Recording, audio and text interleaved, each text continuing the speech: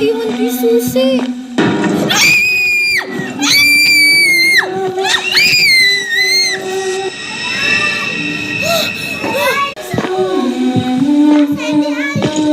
Uy, ayun na siya. Muntik na ako nakita. Ito na yung Susi, oh. Ayan na!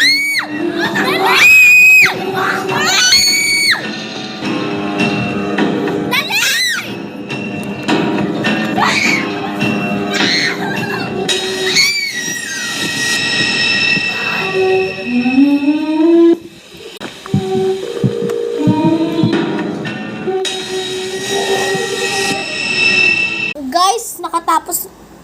Nakik! Eh, kapapasok ko lang naman. Natapos na.